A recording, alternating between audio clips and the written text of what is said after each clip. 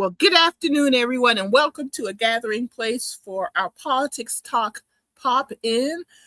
We usually do this on the third Sunday, but with the primary election day, we're in the midst, just wrapped up early voting for June 9th primary, which is happening on Tuesday of this week. We wanted to hop on and share some voter education, voter information for what's happening across South Carolina and why it's so important to vote. And looking at some numbers, y'all.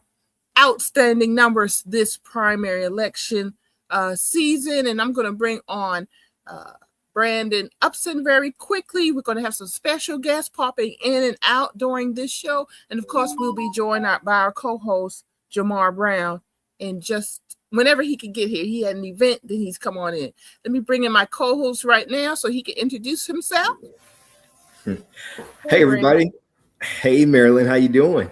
I'm doing good, thank you. Been a busy 2 weeks with early voting and oh my gosh, yeah. I mean, exciting times. It is.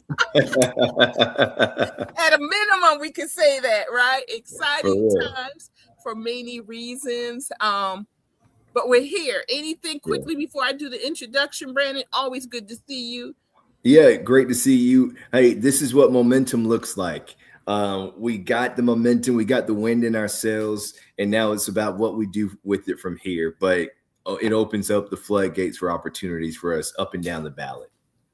No, it's also exciting. The momentum is here for this campaign, but I also see a change happening, that people are waking up, the grassroots, they're waking up, that the power lies with the people. And I want to talk about that this evening too, because that's long-term change, short-term gains for long-term change. And we need to talk about that also. And we're going to do that right after this opening. Hello, I'm Marilyn Hemingway, and welcome to A Gathering Place.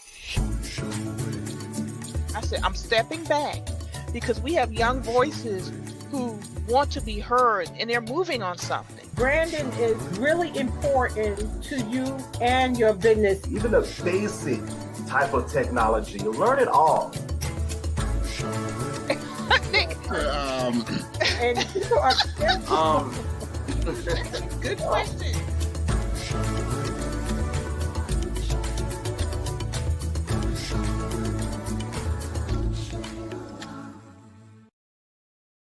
And we're back. Let me go ahead and bring Brandon back in and also add on the screen the numbers for early voting in South Carolina, the totals, and also the 9 days of voting that we had. And this is first thing I noticed.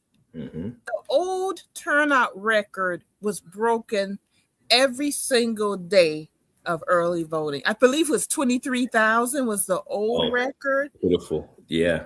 We blew past it on day one by noon, y'all. Can you imagine? 8:30 to 12, 3.5 hours. We blew past on day one the old early voting turnout record. Then on day two, I didn't know what was going to happen. I knew it was going to flatten, but it still blew past the old record. Did. Man, Brandon, your thoughts on this? This is exciting. Yeah, and when you say flatten, if you look at it, it hovered around 30,000 people a day. You know, the first day was a spike, which you expect, but the last day was also a spike, almost 50,000 on the last day. This is absolutely remarkable. Something that, you know, we never really expected it to turn out at this level. We knew that there could be some excitement. We were praying and hoping that there would be some excitement that translated into people voting.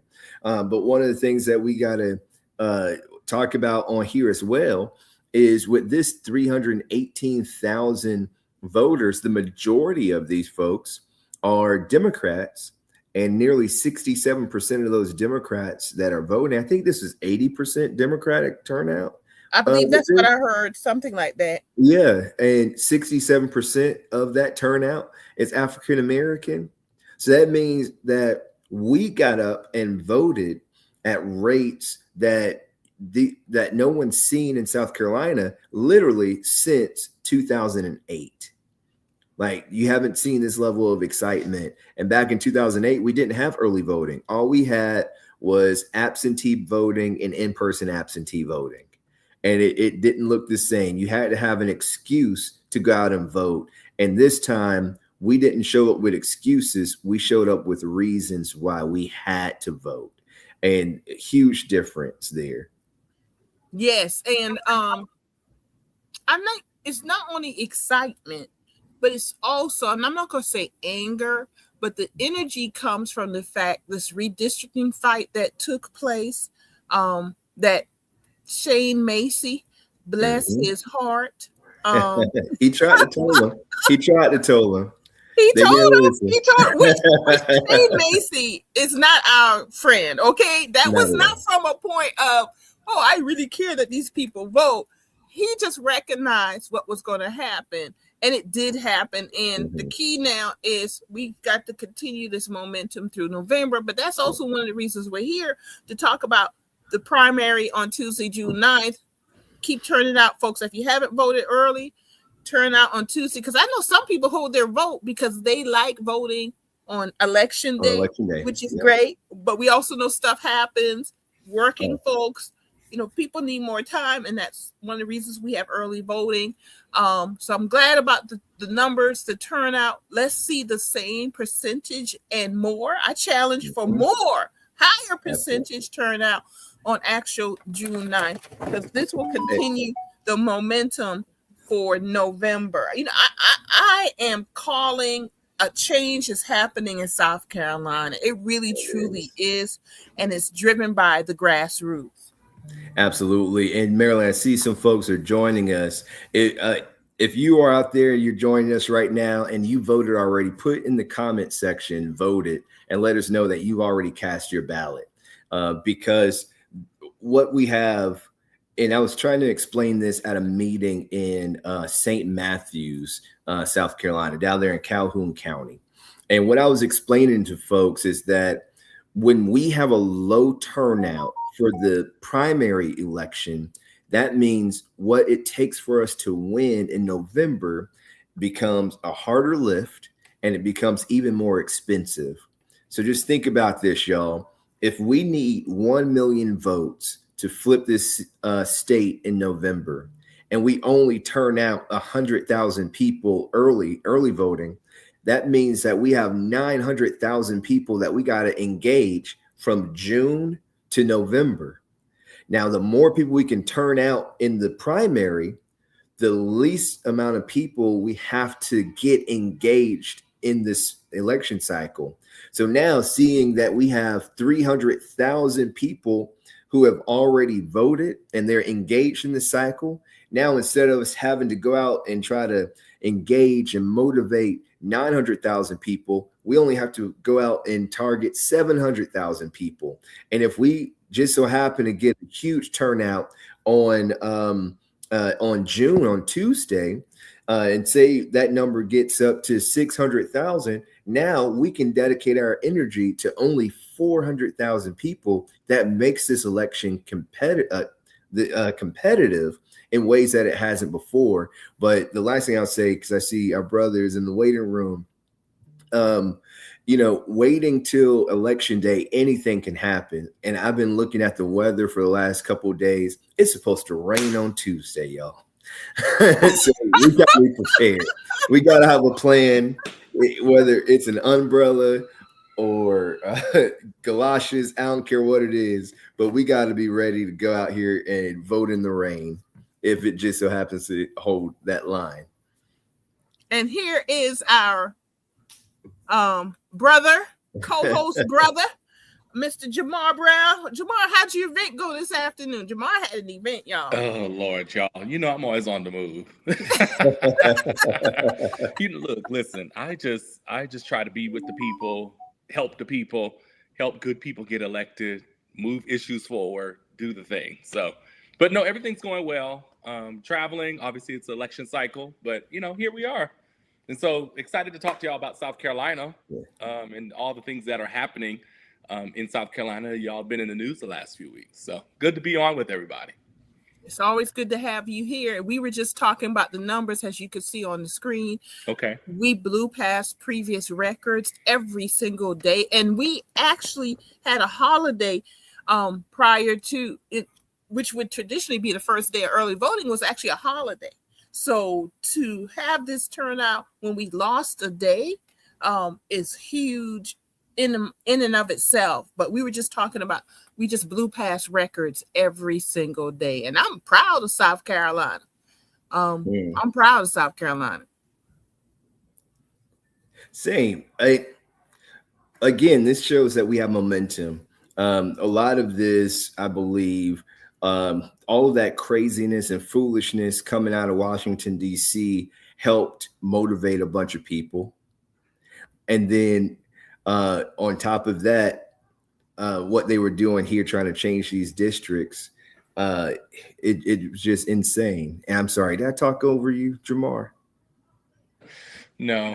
Go ahead, Jamar. No, I mean, I think one of the things I think we're seeing across the country is I think that we are seeing a electorate that is waking up. You and all three of us have worked in this industry for 20 years plus, right? And so we've seen ups and downs across elections and campaigns and movements and all the things. But now I look at the electorate and they're like, whoa, we're waking up, right? Because they walked into this administration with a actual plan that you could actually tangibly hand to people and walk around, and actually dared us to challenge it. Yeah. They told us about Project 2025 years ago. They branded it that way during the 2024 election cycle to win votes. And you're seeing the results of what that plan is. And so I'm hoping now that we're putting ourselves in a position that we are proactive versus reactive. Yeah. And a lot of what we've had to do over the last year and a half, quite frankly, has been reactive. And so when, the Heritage Foundation and all these other conservative folks put out, the Project 2025, I hope y'all believe us next time. And yes. Why, right? And we've been talking about this for a number of years. I think the other thing that you're seeing happen right now, especially among early voting, you're particularly seeing a trend of early voting and absentee and mail ballot turnout increase in southern states. We know that it takes a lot more work, infrastructure, and investment in these southern states in order to ensure that these states are protected, right? Because when you look at after the Supreme Court ruling, where did they go, right? They went to Louisiana and Tennessee and Mississippi and Alabama and South Carolina. Georgia's going back into session, I believe next week, right? And so when you look at these southern states, that's where it's at. And this is the actual political power base of the Republican Party. If you begin to whittle away at their power in the South, you actually whittle away at that. I actually made a case to the DNC about 3 or 4 years ago. I told them, if you ever flip Texas, the Republicans wouldn't win the White House for 30, 40 years. Mm-hmm. And so I hope that people also see that we've got to be thinking, yes, in the immediate term, how do we protect our communities? But in the long term, we won't have to do all of these things about ICE deportations. We won't have to worry about partisan and racial gerrymandering and all the things that the Trump administration is bringing forward, because we've been proactive in electing people. And so I hope that in addition this year, we're not just turning out to vote and just voting, but we're turning out and that we're turning out folks that are informed about the candidates that are on the ballot, and that we're asking questions of the candidates, of their intentions and the things that they're going to do if and when elected. And I think that that's important. And so I'm very proud of South Carolina. We saw early voting in the primary in Texas go up. You're seeing it all over the country. But we can't just vote when we're angry. We can't just vote when we're reactionary. We need to be voting in every single election, because it's about the future direction that we want to see. But at the end of the day, I tell people all the time, politics is a contest of power. Yep. That's it. Right? You don't have to be best friends with the people. We're not going to dinner with the people. We're not going home with the people. It is a contest of power.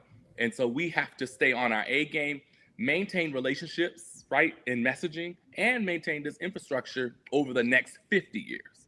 And we've got to start thinking that long when we think about the next generation, because the things that the Republicans are doing now, they started in the 60s and 70s. Mm-hmm. We're really seeing the manifestation of those attacks now, but they started in the 60s and 70s when we thought we won everything and that progress had been made. So those are the things that I encourage, but I'm very proud of South Carolina. that folks are voting. And, obviously there's election day on Tuesday. We can't let anything stop us. And so I know, Brandon, you just mentioned it's rain. I don't care if it's rain. I don't care what it is. If you have not voted and you are eligible to vote in South Carolina, we need you to show up in the primary, because as you all said on your live the other day, the primary is actually where the base is engaged. So when people say that, the party doesn't engage me, or, I don't know what's going on, we have to show up and also participate. Yeah. And engage in the process, even as disappointing sometimes as it can be. And you all have some great candidates this year in South Carolina. I've gotten to speak with a few of them personally. And so go vote, right? But I will say this, and then I'm gonna pass it, is we have to treat voting as the floor and not the ceiling. So voting is one step of what we can be doing. So voting is an immediate thing we can do right now against the harms. But there are additional things that need to happen, after that. We still need to advocate. We still need to show up to meetings, right? We still need to run people for office. We still need to invest in people running for office. But voting is the floor. It's the bare minimum we can do to protect our democracy, but also people in our communities. So I'll stop there. Y'all got me on the go now. I'll stop right there. Well, you know how we are. I want to say two quick things and then let our special guest introduce himself, because I know he's a man who has a lot to say. Two things. Republicans have been building this infrastructure for 50, 60 years. I also want people to note the civil rights movement. We talk about the civil rights movement has the 1960s. It actually started more so in the 1930s. So that movement itself took a time to get to the culmination with the Voting Rights Act, That's right. Civil Rights Acts, and people need to understand that. Now, with that said, because it's like, all this took a long time.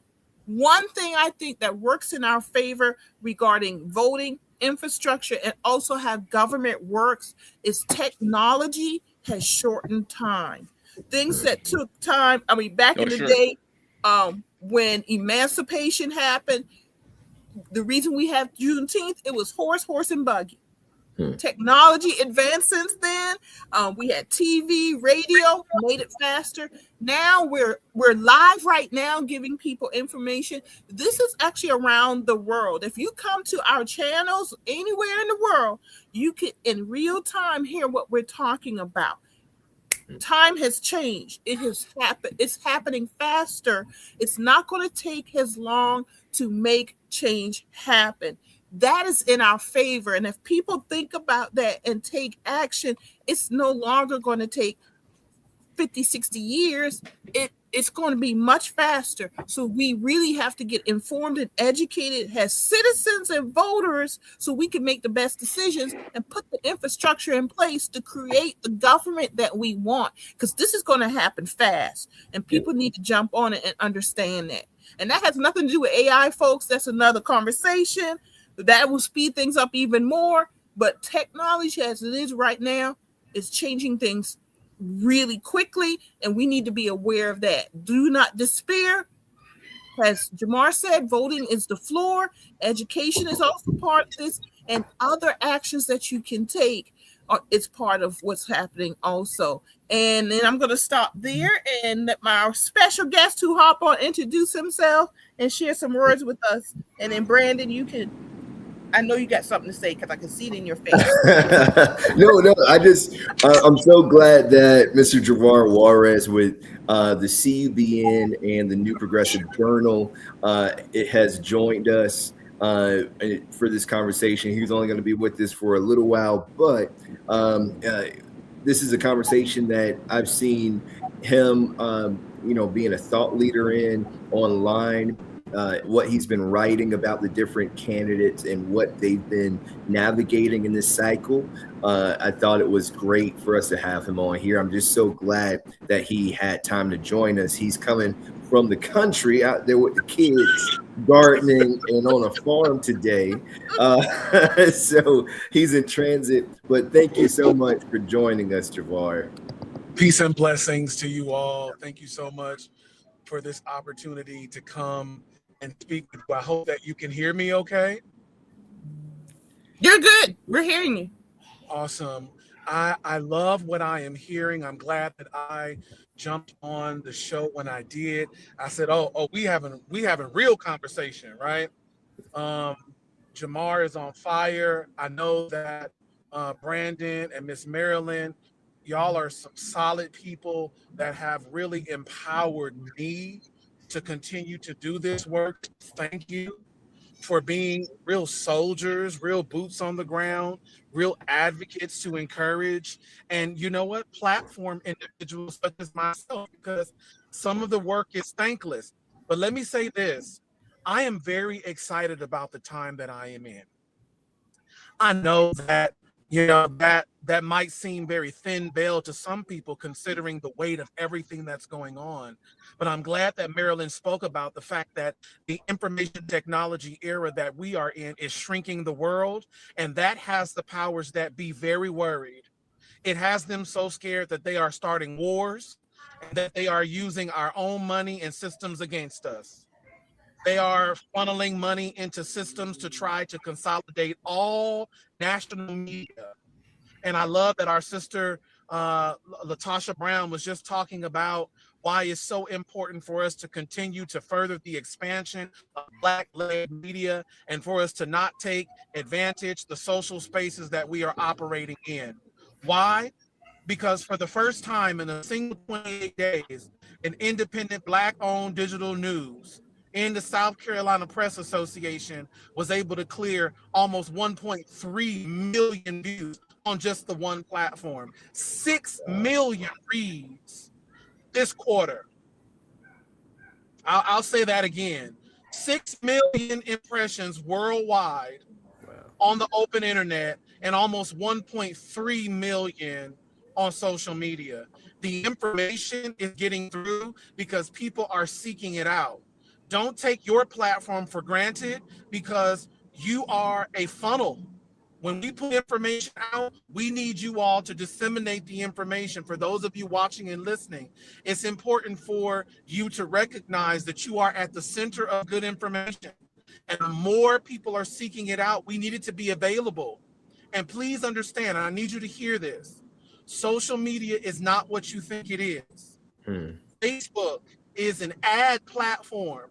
If you're not regularly posting, if you're not getting out there sharing information, it may limit your reach. It expects you to really further the information on your platform and use that space to be informative. It's just how the system works. The more you share, the wider the net you can cast to bring more people into your little small metaverse so that you can be at the center of that, so we can all help to lead. I'm excited because for the first time in years of being in South Carolina, do I feel like people are not just waking up voting, but I believe that they are waking up to the issues that impact their everyday lives. And they are doing more research to find out why those issues are those issues and who is behind those issues. And as much as breaking news is popular, and yes, it does trend, it is my responsibility to put out the information that is more detailed, that is investigative journalism, award-winning journalism. but not breaking news out there, to really get to the heart of what is really going on, and to inform the public at a greater level so that we can make more informed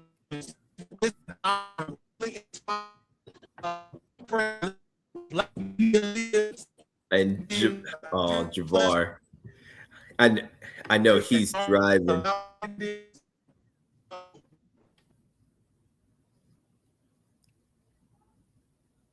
All right. So yeah, he was driving, so he got into a bad spot. Do you want to bring on your other special guest, Brandon, while we're here? I would love to hear from her. Yeah. And then once we can get Javar in a better spot, we can bring him back on.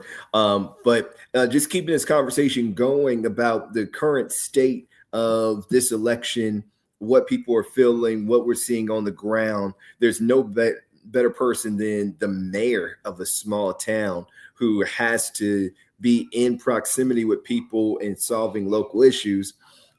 Someone like Mayor Miko Pickett over from Mullen, South Carolina, has joined us, and we're so excited to have this. I think she might be on audio only, but I'm not sure.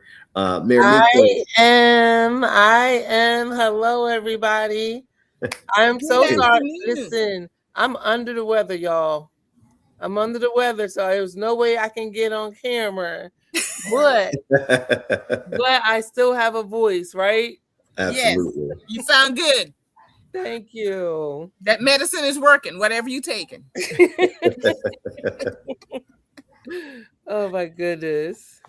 So Madam Mayor, what are you hearing on the ground? I know in our chat thread, you had some very interesting things to say about how we should be conducting ourselves in this time, giving all of the fighting, the negativity that's going on in this election cycle. I just wanted to hear from you, what you're hearing, what you're feeling, and what you want to share with the folks. Sure. First of all, our chat is lit, y'all. It is lit. Okay. I love it. I live for it. But I think what we're seeing at this time is I really feel like the whole nation is an awakening, right?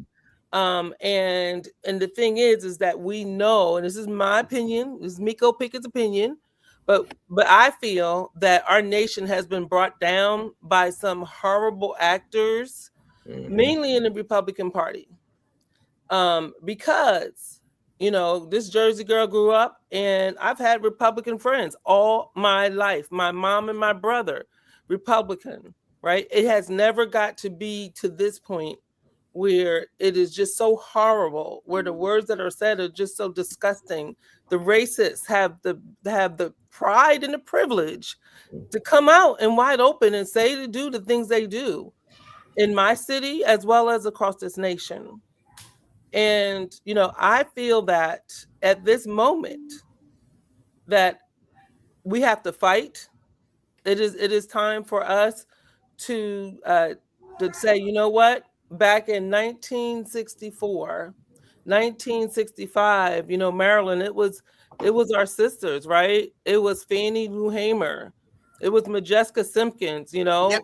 They were standing right there with the pastors, with, Reverend Dr. Martin Luther King, Reverend Jesse Jackson, Ralph Abernathy, and, John Lewis, the young man. They were there. This is our moment. And what we had with us at the time were our allies, right? So, and the allies didn't look like us. And, I see this, I hear this, and what saddens me is that, and I'm going to say this, I probably shouldn't say this, but I'm going to say it, and then I'm going to stop. Some people in our own party, right? Because we're dealing with the Democratic primary right now, right? So we got to do this Democratic primary, and then we need to come together so we can win in November. That's what the deal is. But what I'm seeing in the Democratic primary is the same elitism and racism that is across this nation.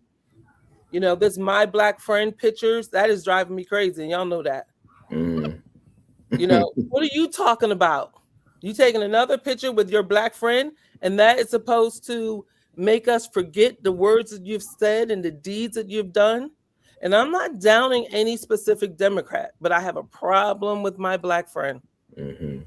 I really have a problem with that, And so we do need to, in this moment, in my opinion, I am learning more and more about, Sojourner Truth and those women that did such heroic things, because we have to call on our ancestors. We're right back there.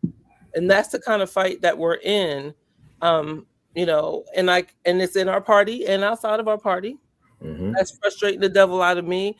I'm hoping and praying that on the 10th that things will look different, a whole lot different, but we can get through it. It's 3 more days. Madam Mayor, and I know that you're on the ground talking to people. shoot, you're probably sick because you've been around so many folks. I know how hard you work for your city, but also during the election cycle. Yes, sir. One of the things that we're hearing and we're seeing online is people say, I'm two things. Either I'm going to vote for the white candidate because South Carolina isn't ready to elect a black one, or because that black friend has endorsed endorsed one of the other candidates. Now, I'm going to support that other candidate. In those cases, what do you tell people who might be, operating off of some mis and disinformation that might be floating around out there? I would add something. Go ahead, Mayor Pickett. No, you go ahead. I wanted to say my personal story is when Barack Obama ran, I supported the white candidate because I believe that the black candidate could not win. And I knew Barack Obama. I didn't know him personally, but I was there in Boston when he did his famous red state, blue state speech and everything. And he had a black wife. That's a whole nother conversation. And my candidate lost, and he was qualified and everything. But it was a lesson to me is to not make assumptions. This world has changed. Yes, they want to make America great again and take it back. But in spite of some of our own biases and prejudices and shortcomings, this world actually has changed. And we have to be open-minded. With the lesson that I learned when Obama won, and I was all in when I was there in Denver when he was nominated. I was fortunate to be part of nominating him. Lesson learned is it can be done. That's the lesson. And I'm sorry, but unfortunately, too many moderate Democrats who mainly happen to be white have not learned that lesson. They're still stuck. And sometimes you just have to drag people kicking and screaming into the future. And the future is now, because the future is what we make it. That's right. The future is what we make it. And I can relate to that in so many ways. No Barack Obama. However, in the city that I'm the mayor of, it took 150 years before we elected our first African-American male as mayor. Even though the city is right now 77% Black. That is way far more than a supermajority, right? And then I'm the first African-American female. That took 154 years. So when you look at that, and then some people get upset when I say that. They really do. But you know what? That's tough. Because why do you think it took 150? Right? It's because of people thinking that it couldn't be done. But you know how it's going to be done? It's going to be done with hard work and grit, right? Yeah. It's because there's more people that think the way we do. And when I say we, what I mean is people that believe that the people should have the voice, that their vote should matter, that they should be able to get jobs in their communities, that they should be able to pay their bills, that they should be able to make a living wage. There's more people that think the way we think, but they don't listen to it because of how I appear, what my appearance is. But through hard work, and I'm telling you, the candidate that I'm standing up for, 10 toes down, is Jermaine Johnson. He did it. He went to every single county. Okay. On my election day, I knocked on doors until the polls closed. I personally took people to vote. And guess how many votes I won by? How many, Mayor? 31 votes. 31 votes. And as 31 votes is all it takes. 100. It only took one. It only would take one. But that was 154 years, right? So those kind of things, they don't bother me. When people say those things to me, like, we're not, South Carolina's not ready for a Black governor. I'm like, well, Mullins wasn't ready for a Black female mayor either. And they'll be okay, right? And then we're going to he's going to win, and we're going to have to support him because he is the most qualified. He has done the most work on this campaign. Matter of fact, before he even said he was going to run, he did. But what did he call it? The exploratory committee. That part. right? Yeah. You know what I mean? So he did extra. He did absolutely extra. You know, I had never heard of nothing like that. Like, okay, that's what you're gonna do. All right.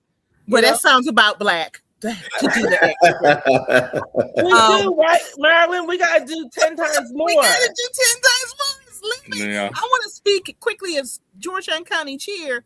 Every monthly meeting we've had this year has been standing room only. That's what's up. And we rotate around the Good. county. Good. And when we had our stump fish fry Thursday night, that was planned in 3 weeks because I just saw people, you coming to Georgia. I held them accountable.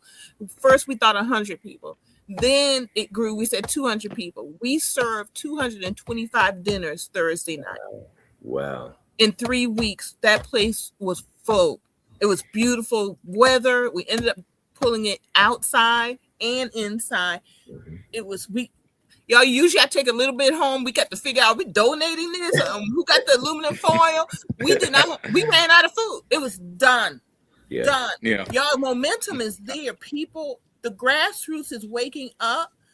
We just got to make sure they're informed voters, not only for this election, but planting the seeds and roots for election after election after election. Because I think Jamar talked on that a little bit also. And I just wanted to add that from a county chair's perspective. Yeah. Can I add a couple things? Yeah, and we're going to have to let the mayor go. So thank you for joining us, Madam Mayor. Thank you, Mayor Pickett. We'll be talking. I'm going to bring in my chair. Since she's leaving, I'm going to bring in my chair. Awesome. And while you're bringing, thank you, Mayor. All right, my pleasure. Thank you for having this platform. Y'all have I streamed it on my 2 pages. So thank you so much, Madam Mayor. Be nice to my watchers, okay? We promise. All right, bye guys. Bye guys. And for everybody who's watching, please share the live. Also, if you voted already, in the comment section, just put a vote. I voted in there. We want to know who's already taken advantage of this record breaking number of votes that we've already seen. So share the live and drop in the comment section. I voted if you've already taken advantage of early voting. Jamar. Yeah, so a couple things I want to share just in reflection, because I think I want to crystallize a couple things for folks that are watching. I think number one, it's great that we see the momentum, right? It's in South Carolina. It's all over South Carolina. It's in all over the country. It's not just about being informed, you all. It's about staying engaged. It's about consistency, right? We can't just get excited about one election because we saw what happened even when Barack Obama was elected, right? That we won in 2008. We won big up and down the ballot. And then 2010 happened. And they started attacking healthcare and voting rights and all the things and reproductive rights and health, and all the things. And so we do a good job of going up the mountain, and then we get closer, get to the top of the mountain, and then we come down the mountain. And so you got to go up and down the mountain. And so this political journey is peaks and valleys. There are going to be moments that go really well, and there are going to be moments that don't go very well. We can't walk away when they don't go well. And so I think that this moment has shown us even after the 2024 election. So I did want to say that I want to add to what Marilyn was saying, that the consistency is what's going to matter. Mm-hmm. Yes, be informed. Yes, show up. Do all the things that everybody here just said, but be consistent. The second thing that I think that's important is when you look at places like South Carolina, there's a black man last week that was nominated for U.S. Senate in South Dakota. Kentucky nominated a black man for U.S. Senate. Texas almost nominated a black woman for U.S. Senate, right? And so when you look at these places and spaces that people may think that, I don't know if we can do it, etc. We have to be careful with electability only being connected to race and access to money. And sometimes when you are black, the two get conflated. You already got one problem because you're black. Don't be a black woman. And then don't be a black woman who can't get access or raise money, right? And that's how they look at a lot of us. So when you all speak about, earlier, I think Marilyn and you and Mayor Pickett were talking about the white moderate. That's what they look at, right? They're like, well, the electorate's probably racist, potentially, and this person can or cannot raise money. And so what we have to do in those situations is, one, we have to challenge the system. You have to dare to run people. That's why I appreciate that there's so many black people that are running for offices that we're conventionally told that we cannot or should not run for, right? Whether that be state treasurer or lieutenant governor or whatever, whatever it is, right? So we have to dare to run. Now we have to run professional campaigns and do what we're supposed to do, right? It's not just about run and get on the ballot. I mean, you do have to raise some money. You do have to do those things. But the other part of why those people can or cannot make it, and we have this conversation about electability, is people are holding their investment. And so if you want to see more Black men, right, run for office, if you want to see more Black women, you want to see more young people, more, whatever type demographic you want to see on the ballot, we have to invest in them. Because we know that sometimes the white moderate will be slow to invest. Because even going back to your example, Marilyn, I supported Hillary Clinton in 2008, right? And so for me, I just really liked Hillary Clinton. But, at the end of the day, even when Barack Obama won Iowa, people didn't really come around until he won Iowa. The man was running for 2 years before people really came around to him, right? And so we've got to show up early for folks, and we've got to invest. Even if you invest $10 a month, something. Do, as Michelle said, do something, right? Because the other thing is we say we want more Black candidates, but then we sit back, well, they can't win. Well, yeah, they can't win because no one's supporting them, and people aren't investing in them. And so those two pieces are going to be important. And so we've got to build those donor circles, right? And that all of us, look, I'm not at the place I can give $100,000 to somebody, but maybe I can one day. But we got to come together and say, okay, y'all, we're going to put $100 each a month or whatever. That helps that person pay their operating expenses or whatever for their campaign. And so those are things that we have to think about. And so we have to continue to challenge the system, but we have to continue to show up in places and spaces. So I shared with folks here, right? I was the first Black executive director of Texas Democratic Party, right? Very proud of that accomplishment. Whether other people are or not, I don't know. But I'm very proud of that accomplishment. The Texas Democratic Party was founded in 1846. Wow. I became ED in 2021. So think of all 175 years, right? For the first. We're talking about one, right? And so that is happening. And I remember even when I applied for the role, you can't get that job. Why not? I said, I have two things going for me. I know the Lord and I know how to read. Tell them about it. So sometimes we have to dare to challenge the system. And so what I'm encouraging folks that are watching to say, when you see people say, Jermaine, I'm just gonna point blank say it, that Jermaine can't win because he's too Black. And Black people are telling him that. And so-and-so can't win because the voters will never do that. Well, you don't know what the voters will do because you never put it before the voters. Yeah. And so we have to keep showing up and challenging the system. So I just wanted to add that to what Mayor Pickett was talking about, because I think that's important for people to see is what I see in South Carolina. In South Dakota nominated a Black man, but that would never have happened if that man didn't dare to run. Yeah. And so we have to sometimes dare to challenge the system. So I'll stop there because I see Pastor Dixon on. Yeah. He has cinematic timing. Doesn't he? Very much so. Hey, the man, the myth, the legend. I learned from the best. I've been watching y'all for a long time. Pastor Dixon, how are you? You've been stirring things up in so many ways this past week. I'm not surprised. I do want to say this. I think I might have said it to you. I don't know if we talked or not. We did talk, but there is some penis fighting going on. And I don't have a penis, so I stay out of the fight. But that needs to settle itself. Yeah, Jamar, I said it because it's like y'all get it together, y'all. Get it together. We're gonna get it together June 10th. We're gonna get it together June 10th. But good to see you, Pastor Dixon. We'd love to hear from you. It's good to be seen, good to be here. Float like a butterfly, sting like a bee. Rumble, young man, rumble. What their eyes can't see. And if they think I'm getting ready to retreat, they got the wrong one. Absolutely. How y'all doing? Man, we're doing great, Pastor. You are one example of speaking truth to power and speaking what you feel is right, no matter who feels some kind of way about it. And sometimes it has to be said looking at this election cycle here, I know we're talking a lot about Jermaine Johnson, but we can go up, and this is the first time since 1868 that we had the opportunity to have a majority Black slate of candidates running statewide in South Carolina. And the type of backlash that the Black candidates up and down the ballot are getting is absolutely ridiculous and absurd for it to happen at this time, as I said the other night, in the year of our Lord 2026, with the Democratic Party and folks who consider them or call themselves allies of our community within the party. But then a lot of folks are now using Black faces as their shield to do their bidding against those Black candidates. And once they're called out, that ouch turns into I'm a victim, instead of, oh, thank you for holding me accountable because I wasn't aware of how it was perceived that I'm being used as a tool and a shield to advance this other person's agenda.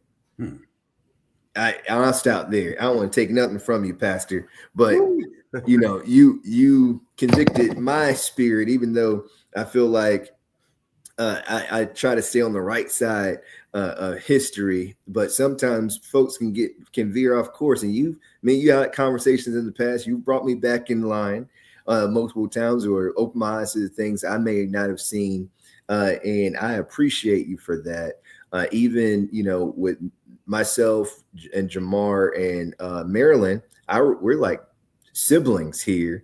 I'm the one, I act like the middle child because I'm the one stuck in the middle of this this group here. But we, in 2008, we all supported different candidates.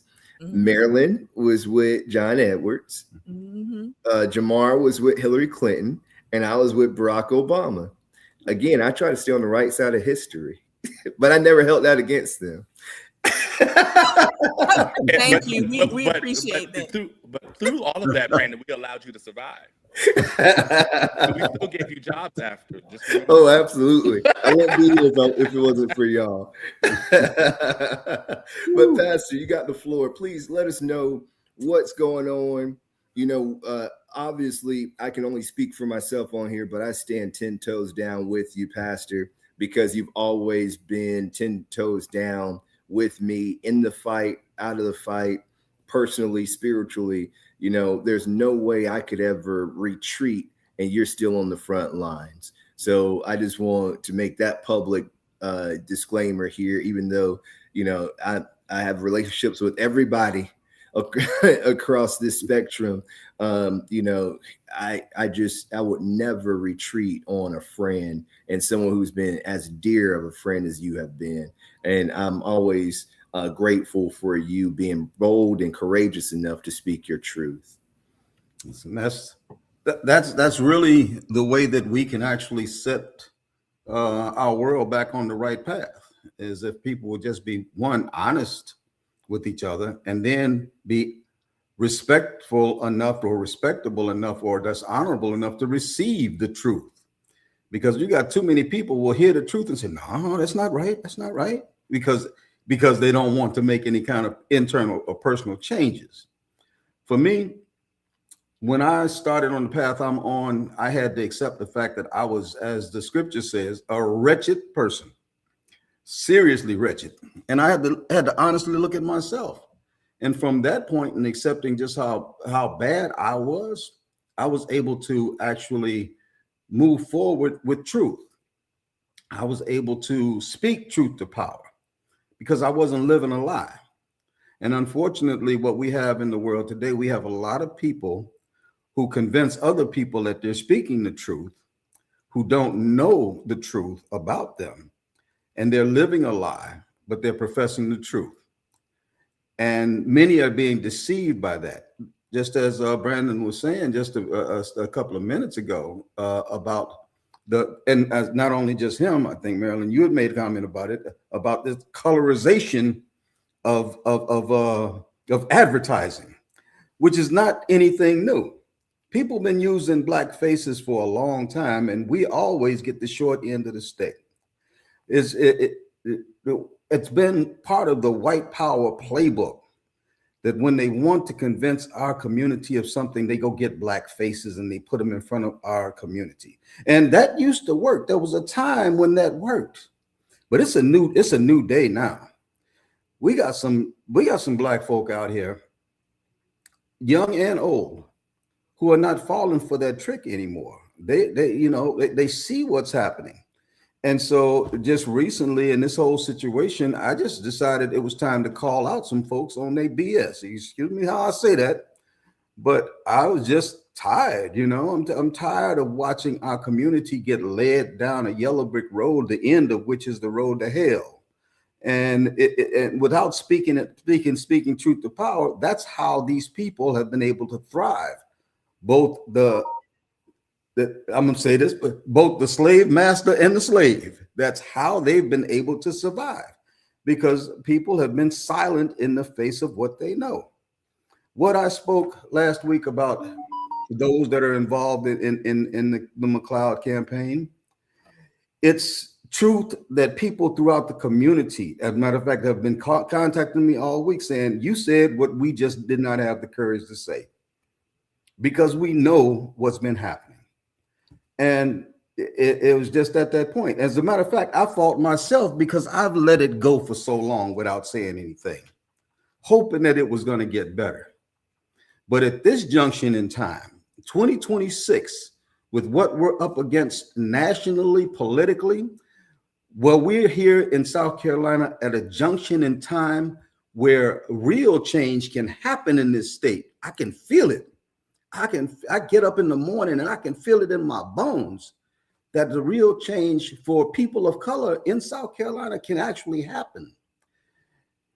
For me to see our people leading our people astray, pandering to those who don't really mean our people any good, and they're doing it for money, man, I could not be silent. I could not be silent. I had to say what had to be said. So this evening tonight, I'm going to put an exclamation point on the end of all that I've said, because I'm just going to set it all out, all of the receipts, as they say. I'm going to put the receipts out. I'm going to put people right where they are, so anybody that's listening can stop and say, wow, we didn't know that much. Because it's deeper than I've gone before. I never wanted to out anybody like this. I never did. And I don't want to do it now. But I've given those involved an opportunity to change. And what happened? They doubled down. They doubled down in their deception and in their evil hearts. And so I'm just going to set it on out there tonight. Pastor Dixon, you and I have known each other for a few years now. I've always respected that you've been outspoken. So let me say I'm 100% behind you with that. I know my approach is a little bit more strategic. We have different strategies. Let's put it that way. But we get into the same end game. Thank you for speaking out. Let me say that I appreciate it. It needs to be said because that's your role in the greater world that we all live in, is to expose. Now it may take you to pray on it, meditate upon it to get there sometimes. Absolutely. But you have been known for speaking out, so no one should be upset. No one should be upset. And I think it's upset because they're being exposed. You cannot heal the wound if you don't expose it and clean it out. You just can't. And it hurts. You just can't, and it does. It's going to be some feelings hurt, but be quite honest, it's unfortunate that money has always played a part in politics. It always has. So no one should be that naive, but Citizens United opened the floodgates where the corruption has been normalized. And I don't think people who know as much history, who don't read, who really are informed, and the four of us, we are informed. Right? We've been at this for a while, very intentionally. And there are those who don't realize a lot of this stuff is in your face because it's been normalized. And you think that's the normal way of doing things. No, it isn't. No, it isn't. It's just because so much money is flooding the system. And on the other side of that, we have to acknowledge is that South Carolina is a poor state for people who are born and raised here. Now, it's a cool state if you go off and you come from someplace else, and you have your retirement set, you have some stock, you could buy a house with a yard and acreage for half the price of what you sold your house for, in the North Midwest or wherever. It's a different South Carolina, right? So you don't necessarily see, if you don't really become immersed in the culture of South Carolina and understand, it may be good for you, but this is a seriously poor state. And I actually don't get angry, because I think in some ways I do understand why people go for the money. Do I agree with it? I do not. But I do understand it, because a lot of us struggle. And we went and got our education. We did what we were told to do well, and bless those as individuals who've done well. But I understand, because when you have struggled, you've born into a family struggle, you got to make some decisions. Do I take this? Do I do that? So it's not even about hating people or anything like that. You can't, because you got to understand where we all coming from. Right. And some of us have been more fortunate than others to maybe have middle-class lives. But for us to solve the problems that we face as a society in South Carolina, we got to be honest. And a lot of these folks came from places where they struggled. And so for them, the money is important, right? But maybe we disagree on how you attain the money or how you attain further funds. And I'm not saying this in disagreement with Pastor Dixon at all. What I'm saying is, bottom line, so many people are so uninformed. So many people are uneducated in the nuances of what's going on. And ultimately, we all talk about the crab in the bucket. But one thing I've always tell people is, who put us in the damn bucket? That's right. That's what you got to talk about. We don't talk about that, right? Who is the system? And South Carolina is a whole big plantation. That's the bucket that we're in. And we've got to recognize that. So it's not attacking people, it's exposing the system. And this is part of the system, that people are taking money. They're making decisions based on money, because you got to understand their background. And some people, they come from backgrounds that you think they're prominent in everything, but that's struggle too. Just because your parents or grandparents may have been prominent doesn't mean that you were financially stable. Right? So I'm just talking nuance, but that's also part of the discussions we have to have. And if we don't have these discussions, which takes exposure, exposing what is happening, but it also takes education, information, so you understand the nuance of what's happening. That's systems. That's systemic. Now it's up to us to elect people who have taken the time to understand policy, solutions, and who have put their lives on the line to get elected so they can solve these problems that we all face. That's it. From my point of view, that's it. Then so we need to make sure. In the penis fight, some of this is short-term stuff. This is some short-term stuff, right? I don't have to get in that fight. Y'all need to pay attention to women more, because we smart, right? But anyway, I digress. All right, but on Wednesday, I totally agree. June 10th, y'all get mad, go have a drink, or well, the pastor, I don't know if you drink, but go have some milk or something together. I don't drink milk either. Together, and we move. Red Kool-Aid. With a lot of sugar in it. Right. Put a lot of sugar in it.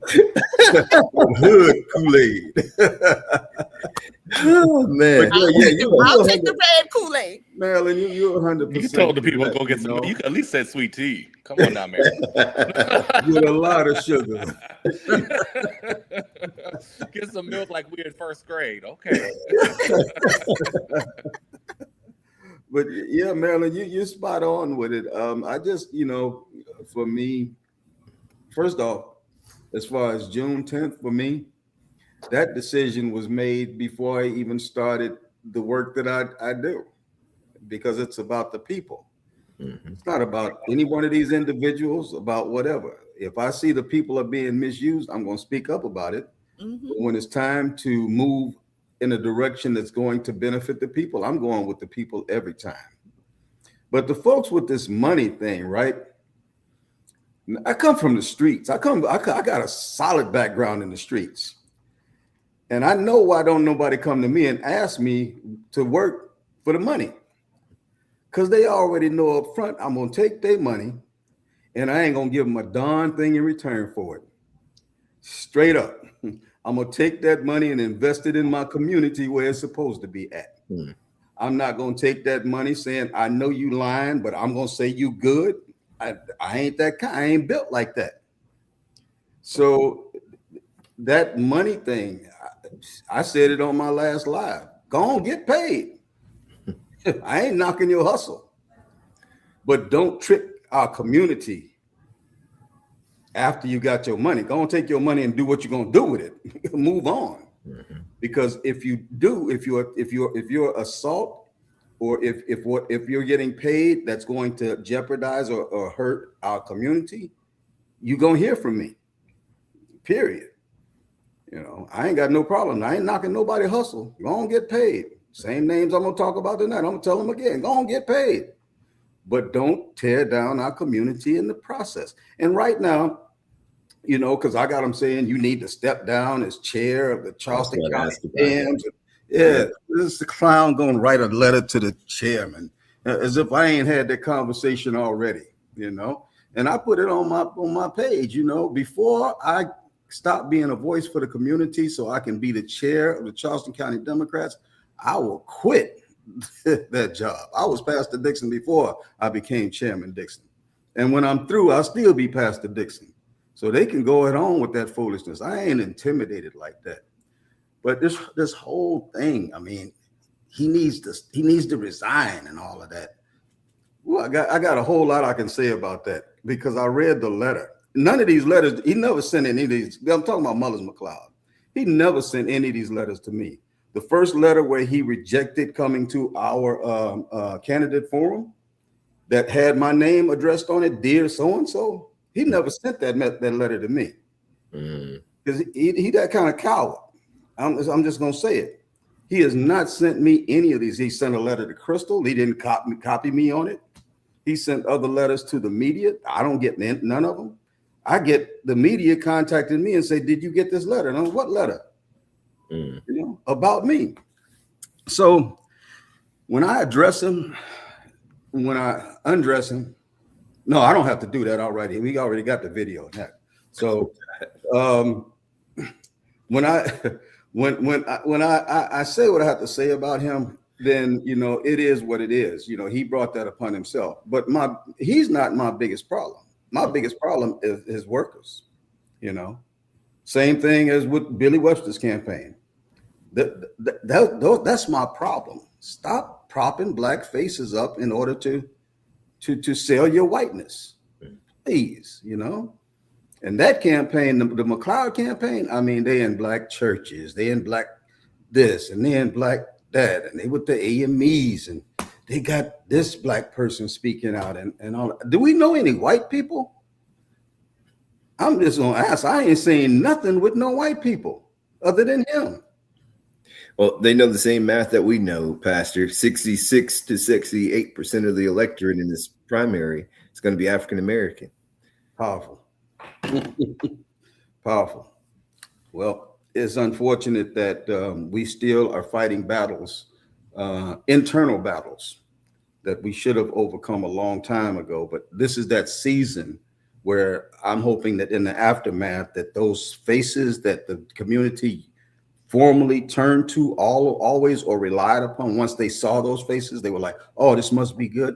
I'm hoping that the exposure now overturns that whole outlook so our community will begin to look more toward the real advocates and the people that are fighting and the voices for the community that are true and authentic, and not those that are taking money in order to say whatever. If you got to give somebody money to stand with you, they don't believe in you no way. Yeah. And to take to have the title civil rights leader at a point when we have an opportunity to elect the first African-American governor of South Carolina, a 40-year-old, accomplished, fully capable and qualified. Yeah, he's the civil rights leader, and you going with the white dude? Take that title off your name, at least around me. I will say this is I think they're seriously misreading the room. I do think the primary was won the week where it was publicly exposed that Jermaine Johnson was being forced out. I'm not saying that lightly either. I do agree with you. They're misreading the room during the election, and they're misreading the room regarding the grassroots. Or they're moving. They're creating the momentum because the two candidates that stand out, Jermaine Johnson and Sylvia Wright, have been campaigning 2 years on the ground, meeting people. That's how you do it. And actually, I want to vote for people like that because that speaks to their intelligence, that they knew I may not be able to raise that money, so let me start early. That's intelligence, folks. Don't we want that in the office? Because right now we have mediocrity in the office, and it's killing people. So that alone should be where people need to, vote for Jermaine Johnson. Just wanted to add that piece, Pastor Dixon. And last thing, go ahead, Jamar.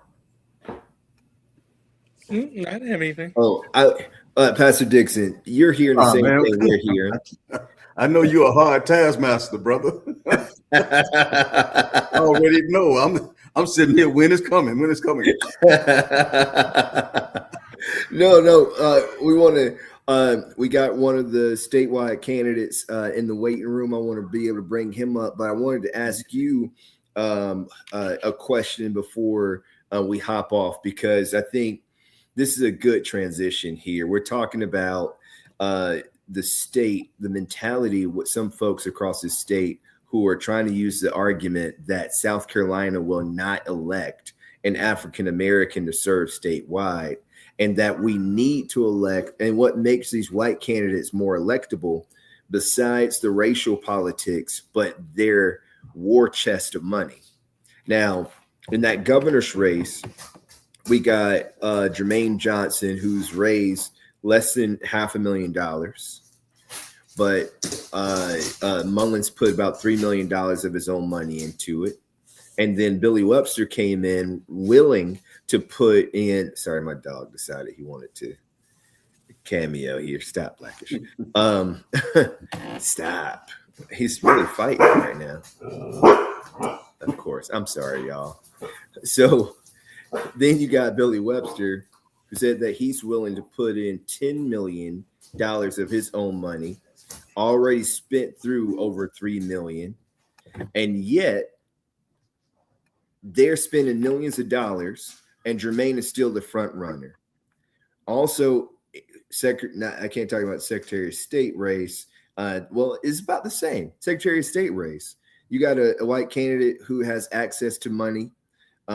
Folks paid for her filing fee. And the black candidate is still the front runner in the U.S. Senate race. That is a competitive race, even though the white candidate has raised over $8 million. And she's still not able to, it doesn't look like she's going to win it outright. If she doesn't win it outright, that literally tells you that money doesn't vote, people do. What do you have to say in parting words to the people watching that are still on the fence about whether or not they should throw their vote behind these qualified black candidates when the establishment and status quo is telling them to pick the moneyed white alternative? Great question. Great question. And the answer is real simple. We all know that money doesn't win elections. It helps. I mean, yes, we need signs and billboards and radio ads and all of that. It helps. But money does not go to the poll and cast a ballot. People do. And there's been a shift over the last few years. We started in 2016. When I say we, I'm talking about some of us that ran in 2016. We started trying to express the fact that there's a shift coming that is getting back to actually grassroots campaigning, not just in word only, but actually boots on the ground, going into communities, talking to people, meeting with people. And it's gotten to that point now, especially with the two campaigns that were just mentioned, Jermaine Johnson's and Sylvia Wright's campaign, that you can literally see the impact versus the money part of it, how effective going into the community in a grassroots campaign is. So anyone who wants to say that, talk about this electability thing, first off, I have to stop and look at who it's coming from. If it's coming from white people, that's code. It's code switch for it's a black guy that can't get elected in South Carolina. So I can't support him, which in itself is racist. The other side, if it's coming out of a black person's mouth, that black person has believed a lie about themselves. And we're looking at just low self-esteem at its finest. White supremacy at its finest has beat the black person down into believing that we'll never be able to do anything. The reality is, though, and we can look at the McLeod campaign, that's why they're pushing so hard for the black vote, because it's important. Money, if money was the deciding factor on these campaigns, we would have Senator Jamie Harrison right now in office, would have been there for a long time. And so many others. Dr. Annie Andrews would have been in the seat. But money is not the key. Money is more or less the root of all evil, as the scriptures say. And all it is a deception. And there are people in the political realm that have used money in order to manipulate the situations around in order to benefit themselves, not actually work for the community. This whole plan or scheme that they have, or the way it used to be, okay, you just get a whole bunch of money, wait till the last minute, file, and then you use your money in order to influence people. People aren't shallow like that. At least they're not anymore. They want substance. They want to hear from people that have substance, people who have something to actually offer, and who are not coming with an extensive amount of baggage too. Because Webster's got the gift of gab. He can talk it. He's got the money, you know. Oh, but he got a heck of a lot of baggage he bringing along with him, especially for the black community. And as long as if they can keep us without that knowledge of the baggage he's bringing, then they might sway us, because now he's got some black faces, prominent black faces that he's tossed up in front. But this money thing, money don't vote. Money don't vote. People vote.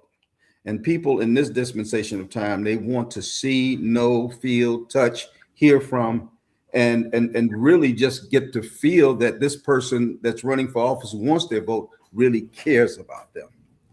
And you can't get that from a television ad or a radio ad. You can't get that from Ray Ray talking to Pookie. It just ain't gonna happen. It just ain't gonna happen. You got to have that candidate who's got his boots on the ground and who is not afraid to go talk to them boys up under the tree slapping bones, who's not afraid to even go up in the club maybe at 1 or 2 o'clock at night to talk, to say, hey, I'm your candidate. I'm running for, well, what you doing out here? Why not? We ain't never seen a candidate come, okay, all right. It's a new day. It's a new day. So that's where we're at. That's where we're at. Well, go ahead. Money is a tool that has been misused. Yes. You still need it, but it has been misused. And as you said, it comes down to the people. And if you don't reach the people, that's where the momentum is right now. Money did not create this momentum. The people created the momentum. And you know, Ray Ray and Pookie got a role to play too. And I don't think I need to run for office, because I go to bed 9 o'clock, or I'm at my house 9 o'clock. So I might miss out on some of them voters though. But that says a whole lot though, Marilyn. I'm gonna get on off of here. That says a whole lot right there about money and politics.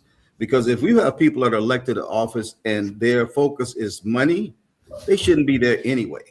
We need people whose hearts are in the right place in our governance, running our country, our state, our city, no matter where it is. We need people whose hearts are right, not their pockets. Agreed. That's the word, Pastor. We want to make sure their hearts are right, not their pockets. Come on, somebody. Pastor Dixon, thank you for joining us this afternoon. I know everybody's hopping on and everything before the primary on Tuesday, so I'm glad you took some time to share your words of wisdom with us. You are always deeply, deeply appreciated. Absolutely. Likewise. I know I'm on here with 4 of the best, with 3 of the best. I got to leave myself out of there. Put yourself in there too, Pastor. Hey, I'll be hopping on watching you at 7. Get ready. It's going to be all the way live. Y'all take care. Love y'all. You too. All right. We'll see you later. All right. So next up, we got in the waiting room one of the candidates running for one of those statewide offices we just spoke about. Brandon Brown is here to join us, Maryland, and look at him, got his shirt on. Get down with Brandon Brown.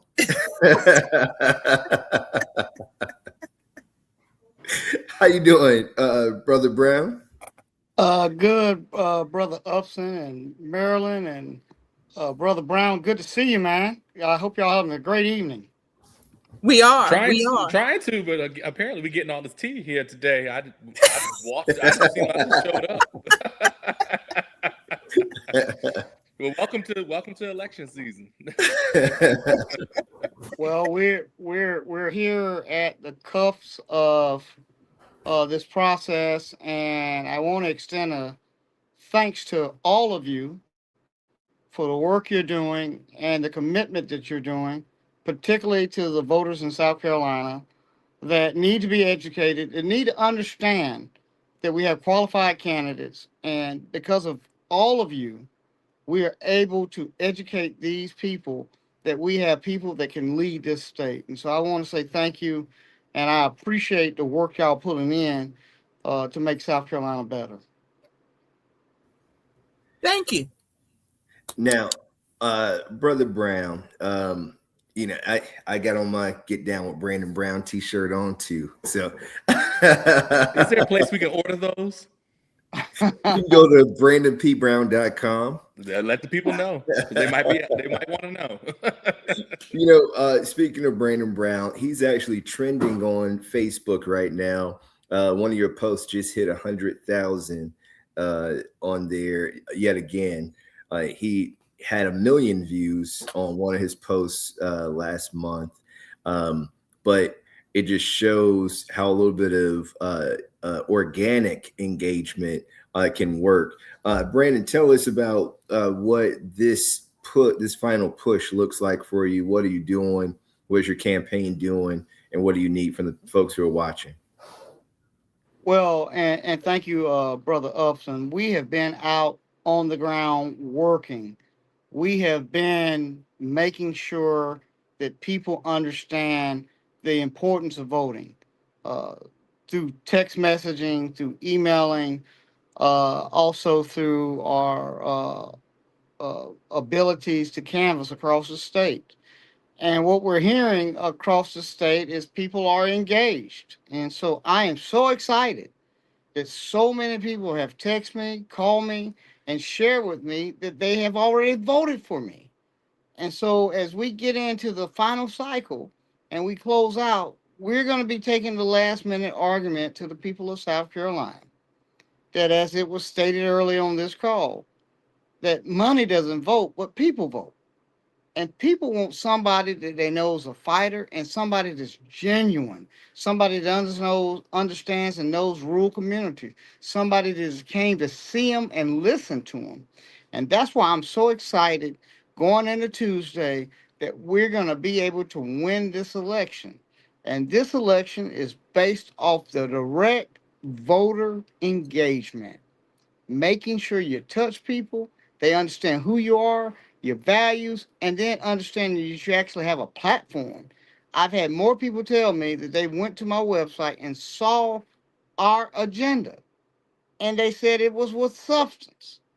And you know what? As Pastor Dixon just said, this is not about an establishment candidate with a bunch of money, but it's about a person that is genuine and that wants to make sure that South Carolinians have a representative that's going to stand on their record.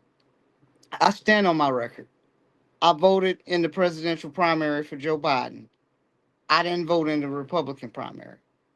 I have not taken any money from AIPAC that supports the genocides over there in Gaza. I don't run from a debate. I've asked my opponent, specifically Dr. Annie Andrews, to debate. She doesn't want to. That's how Lindsey Graham and Republicans run. And our state party leadership has not and will not challenge her for a senatorial debate. I have not overbilled Black people when it comes to the funeral home business. You know, our opponent has overcharged people when it comes to Medicaid for their billing for the young children they have treated. This is about principles. This is about standing up and doing what's right for South Carolinians, and that's what I've been fighting for. I can beat Lindsey Graham. We have a pathway forward. Lindsey Graham doesn't want to debate me. And so that's why I believe I'm the strongest candidate to win this election.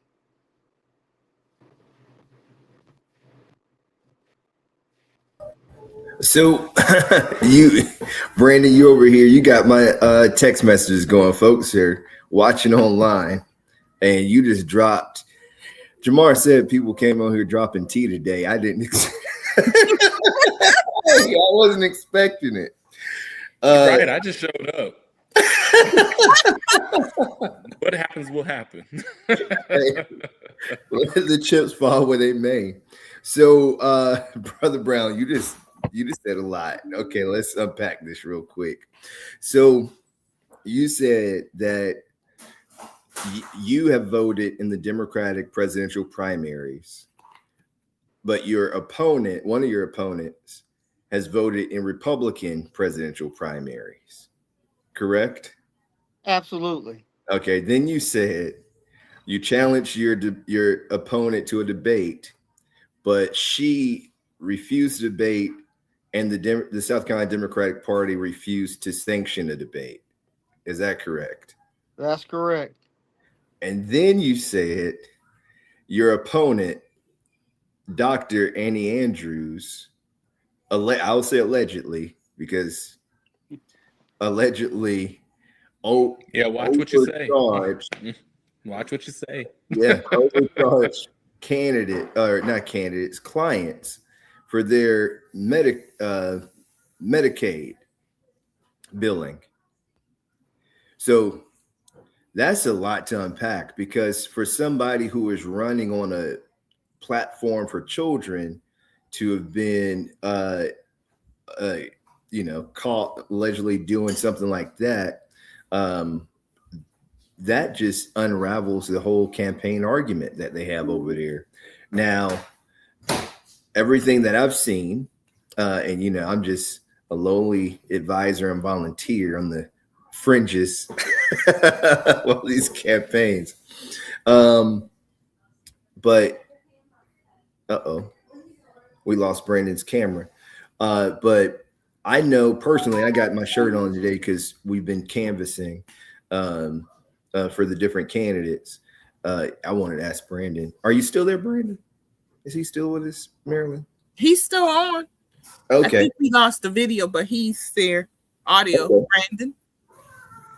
Oh, I think he's trying to come back. Buffering. I think his connection dropped. Y'all, we didn't expect this. I expected a little bit of tea to be scorching when Thomas Dixon came on here. There he is. He's back. I didn't expect this one. And he's going. And he's buffering a little bit. Yeah, he's out there in the foothills of Greer. There. And then we lost him. Okay. Mm-hmm. Well, y'all, I'll stop talking. What y'all have to say? Go vote Tuesday. That's all you can say. Honestly, at this point, I mean, the decision is in the hands of the Democratic primary voters. Yeah. Right. People can spend what money they want. People can throw whatever message they want, whatever allegations they want, whatever. At the end of the day, it's about, okay, in this, what we're experiencing under Trump, which has been happening in South Carolina for multiple decades. This is not new to South Carolina. right? Where there have been attacks on public education. Teachers have not been paid what they should be paid for years. There's been an attack on healthcare coverage where hundreds of thousands of South Carolinians can be covered if the government would expand Medicaid, right? That's both the governor and also the legislature, being able to do that, right? We've seen an attack on voting rights. We've seen violence, right? Gun violence and happening across South Carolina, obviously going back to the Mother Emanuel tragedy, even just, what was that, over 10 years ago now? Almost 11 years ago. And so, for me, it's one of those things where everything that's happening nationally has actually played out in the state over the last 30 years. And so this is now the point where people have to face the inflection point of saying, okay, how much longer are we going to put up with this? And it took new candidates like Jermaine Johnson and Brandon and these other folks running, not just statewide. We're talking about the statewide, but I mean, let's think about the people running for county council in the House. Or, we talked to Mayor Pickett earlier, people who are daring to say, you know what, I'm just going to run and drive down the road to the city council, the city hall and take over, And so this is the inflection point. And I think seeing those numbers rise, and hitting records in early voting is a sign that not just with what's happening under Trump, but what has happened under Nikki Haley. What's that man's name? Henry McMaster. Pamela Yvette is trying to be the ultra MAGA person now because she got kicked off the South Carolina State commencement program. Now she wants to show how much MAGA she can be, right? And so it's only going to get worse on their side. And South Carolina truly will not change until the Democratic Party changes and Democratic voters stand up, vote, and outvote and out-organize the Republicans in the state.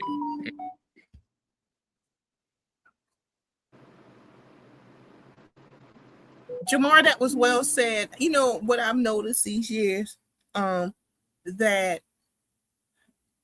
a lot of what we were saying in the last 5, 6, 7 years, it's happening now, right? In particular, the grassroots being motivated, folks stepping up who never stepped up before running for office. We appreciate Brandon Brown running for office because you speak to people whose voices need to be uplifted and heard. And just even nationally, we posted, I don't know, I'm not going to, on the Democratic Party page, Georgetown County Democratic Party page, I post that Republicans, local, state, and federal, need to be voted out of office because at this point, they're not even operating as a political party. They're operating as a cult to Trump.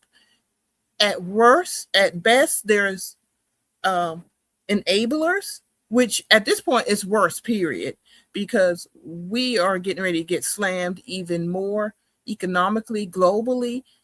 And Trump is someone who's been bailed out his entire life.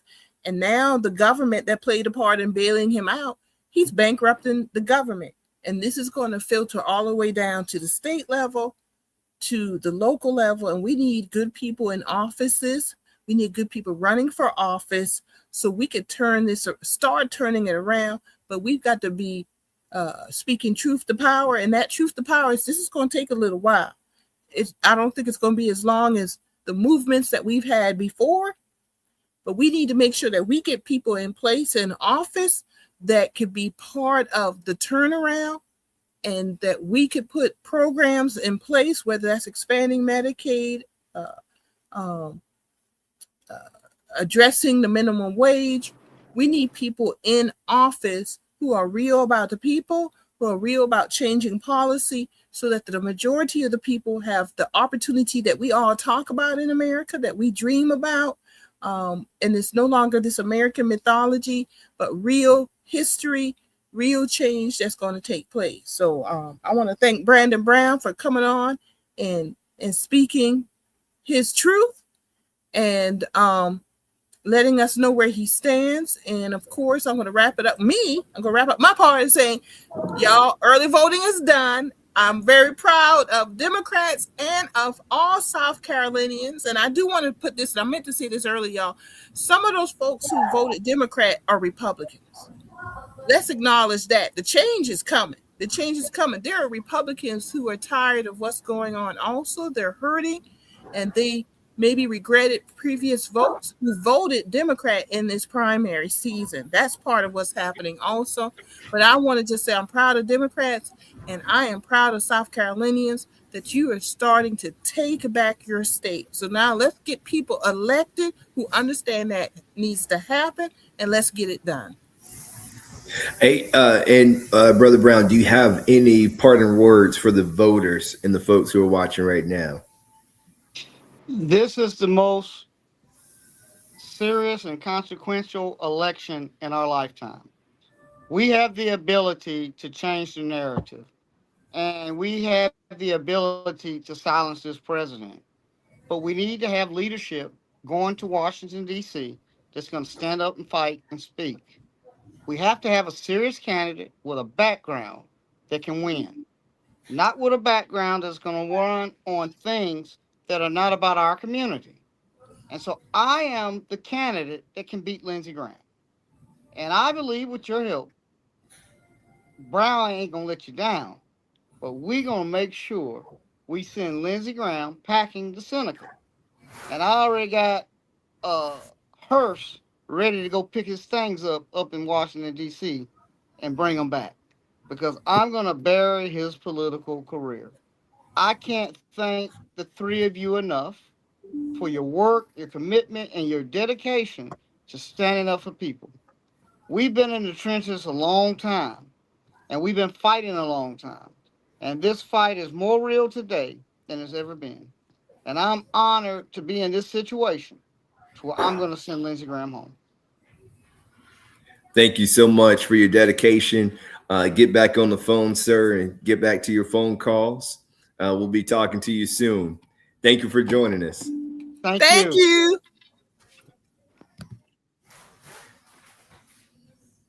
Well, y'all, we're going to talk an hour and a Well, welcome to First Sunday. Yeah, what we gonna talk about Third Sunday? Well, we can talk about the results of this election. They'll be we're gonna talk about the results. If it's any runoffs. And plans in the fall. And y'all, I want to, before we get off, I want to share the numbers with the folks online here, because, and Brandon just got off, but honestly, there's only two races where we can have a runoff. We got the gubernatorial race, because it's three candidates running. And then we got the United States Senate race. Correct me if I'm wrong. Is there another one? No. Those are only two. Mm-hmm. Now, and for Jermaine and Brandon, for them to go into a runoff, that within itself is a statement, because Jermaine has been outspent. I think it was like 22-1.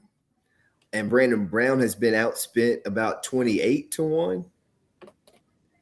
And for them to still be able to draw a runoff in these elections with that much money spent, if it was about the money, the candidate who spent the most money should win without a runoff. So Tuesday's going to let us know a lot. And if we do have some runoffs and those candidates are in those runoffs, it should let people know that the power of the people is more powerful than the power of the dollar. And the numbers I wanted to share, because I just keep having this conversation with people about the ability of a Democrat to win in November. And even if that Democrat is a Black Democrat, we can win in November. And I keep going back to the numbers of how this midterm election shakes out. In the midterm here in South Carolina, on average, we only have 1.7 million people vote. In the last midterm election, Henry McMaster won with 980,000 votes. Now, if we go back a little bit, Jamie Harrison, when he ran, although it was a presidential cycle, he won with 1.1 million votes. That is 300,000 votes more than what Henry McMaster got. If we could recreate the turnout that Jamie Harrison had in 2020 in this election, we flipped this state. Hands down, we flipped the state. But then when we think about the number of African Americans who are not registered to vote. We have 366,106 African Americans who are not registered to vote in South Carolina. And we already know our community votes for Democrats 90% of the time. So if we did more to expand our electorate just with African Americans, we give ourselves a better shot to clear the million votes we need to beat the Republicans. And that's not even counting the 250,000 white voters who came here from blue states and were registered as Democrats in the states that they came from. And they're not registered or voting in South Carolina right now. If we could engage them, that's another buffer. So the numbers are there. Although this state has been voting red for the last 2 decades, by the numbers, it is actually a purple state, but we haven't invested in it to turn the vote out, and so we can meet the potential that we actually have. So the numbers are there for us to win, y'all. Stop saying South Carolina is not ready to elect a Democrat. Definitely stop saying that it's not ready to elect a African American statewide, because these numbers prove that it is. And if not now, and when? I'm tired. I'm getting up there. I was born in 1965 when the Voting Rights Act was made into law. And now they've taken it away. They've gutted it. You know, I remember my 18th birthday was a Saturday. Dad gave me the voter registration form for my birthday present. We went down Monday and turned it in. It's very personal for me and others who were born in 1965. I mean, that was the year. For many reasons, it was important. But not now. You know, when are we supposed to wait for folks to gain courage? You know, if we're going to do it, let's do it. If we're going to, we need, what is the saying? Shoot for the moon, fall amongst the stars. That might be a woman thing that we hang on our walls, but you know what I mean. But we got to go for it. Let's be bold. I would rather be bold than to live my life in fear. And as a Black person, I'm going to call it, and as a Black woman, we get attacked from all angles. We just might as well go for it and be bold with it. And this is our time. I really, truly believe that. It might have been Mayor Pickett who said it. It really is. I see opportunity. Yes, we're going to continue suffering.